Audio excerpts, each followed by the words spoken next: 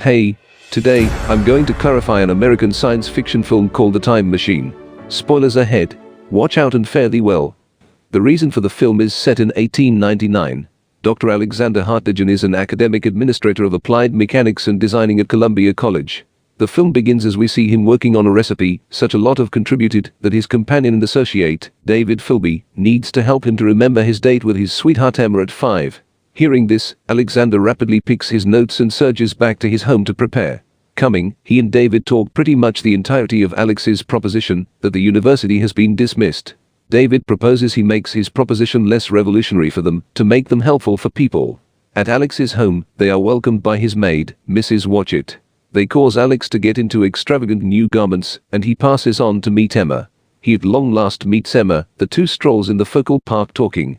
Alex raises his falling apart well-being and cases he may be acceptable again when she weds him. Emma, with sad eyes, acknowledges his proposition. After a little bothering through his pockets, he gives her a ring with a birthstone implanted in it. Emma is euphoric. Notwithstanding, a man unexpectedly moves toward them and circles around. He asks them for their cash. When Alex attempts to fight back, the mugger focuses his firearm on him. Alex agrees and gives the mugger his wallet watch, yet when he requests Emma's ring, they deny it. The man then, at that point attempts to grab it from her and shoots her dead while battling. Alex holds her in his arms calling her name, while she takes her final gasp and kicks the bucket. He is past crushed as he embraces her limp cadaver. Furthermore, cries to no end. The scene slices to 4 years afterwards. Alex is composing an equation on the board, investigating something like he generally does. He has still not had the option to get over Emma's passing, and has been occupied with his work from that point forward. David and Mrs. Watchett is stressed for him. That day when David comes to meet him, he sees something on the opposite side of the draperies and requests David to mention to him what he is really going after. David welcomes him for supper in a week and offers to show him his creation then. At that point, 7 days pass by and it is at long last the day. Alex dresses himself up for the first time since Emma's passing. He then, at that point, opens the draperies and we see a piece of enormous hardware on the opposite side. It has many haggle. In the center, a seat is inserted. Alex sits on it also, takes a gander at Emma's image on a memento. He gradually pulls down a switch, making a circle safeguard around him. The machine then, at that point, gets itself going. At the point when Alex pulls down the last switch, the camera zooms into a pocket watch, and we see its hand move an anti-clockwise way. As it turns out, the machine Alex is utilizing is a time machine. He has placed his blood and sweat into the machine to return to the day Emma kicked the bucket 4 years prior. Furthermore, save her. In the accompanying scene, we see the future Alex in the focal park upon the arrival of Emma's passing. She sees him and runs towards him. Alex is staggered to see his valuable love back. He kisses her in pleasure and runs her to the closest chariot to remove her from the recreation center. They get off the chariot in the city. Alex advises her to go to her home stay there for the evening.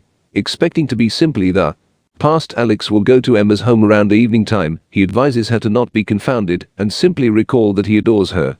He leaves her by the side of the street to get her blossoms as he guaranteed. However then, at that point, a vehicle hits her, killing Emma once more. Alex understands that he can't change Emma's destiny. Furthermore, regardless he does, she will bite the dust that night. Be that as it may, he doesn't surrender. He accepts that individuals from the future have without a doubt found a approach to change this factor, so he chooses to go into the future and study advanced time machines. He gets into the machine and pulls down the switch once more, this time setting the opportunity to 2030. As he goes through time, he sees the world around him evolving. In 2030, he sees a notice for a settlement being set up on the moon. He goes to the New York Library, expecting to discover a book on time travel, where he meets a 3D image of the bookkeeper named Vox 114, and is shocked by the innovation. In any case, when he discusses time travel, Vox 114 uncovers that there hasn't been any innovation of such sort. Feeling that he would have better karma several years after the fact, he gets into the machine again and presently goes to the year 2037. In 2037, the world has been completely obliterated. The Lunar Home program has made the Earth inhabitable in light of the fact that the moon was pulled nearer to it. The gravitational powers of the bodies change, causing regular tremors and tidal waves on the planet. The lunar residence has caused an enormous break on the outer layer of the moon. 2 police officers, who are clearing the Earth, capture Alex to take him to his clearing community.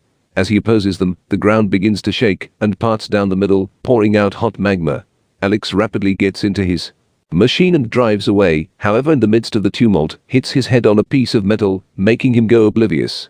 The time machine begins its excursion. In any case, an oblivious Alex isn't there to stop it.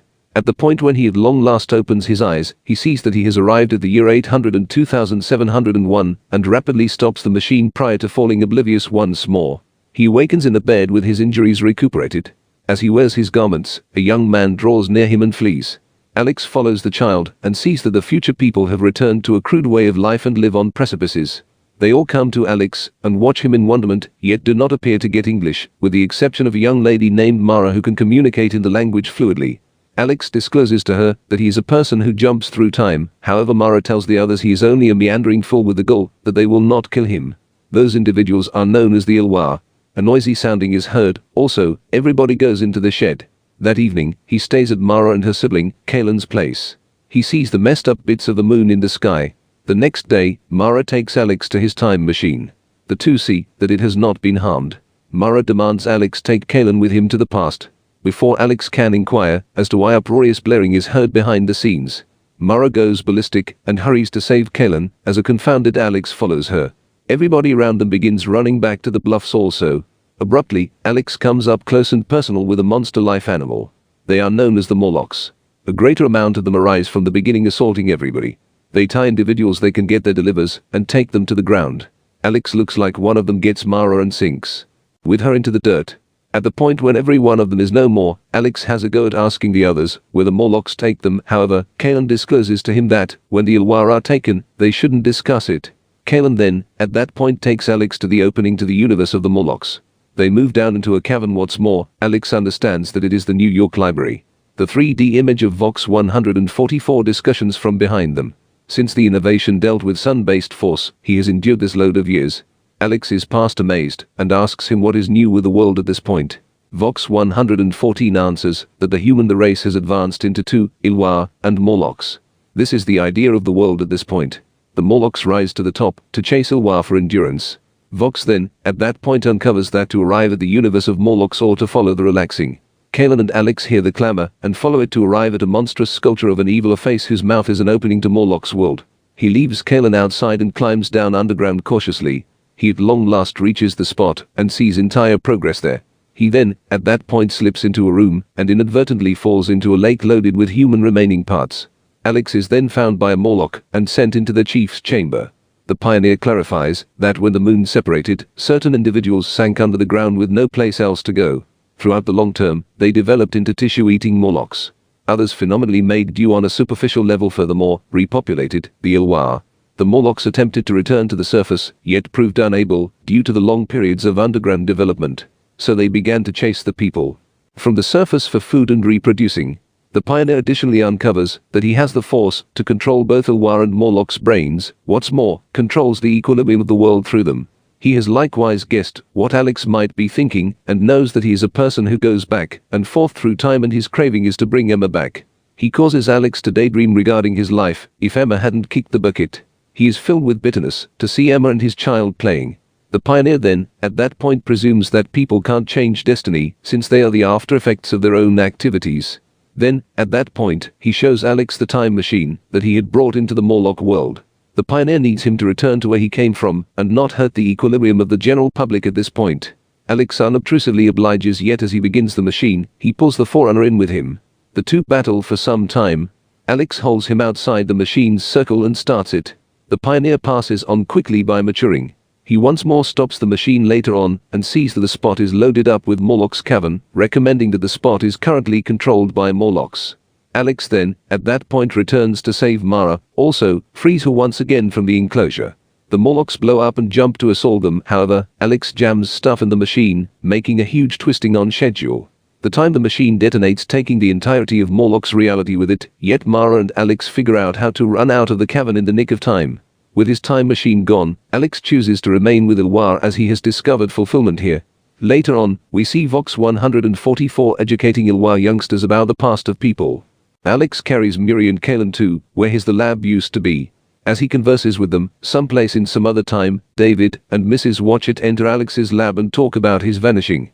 David claims that Alex is glad any place he is and offers Mrs. Watchett to come fill in as his servant. Buy in for additional recordings like this, turn on notices, and leave the same to take care of the channel. Much thanks to you for watching.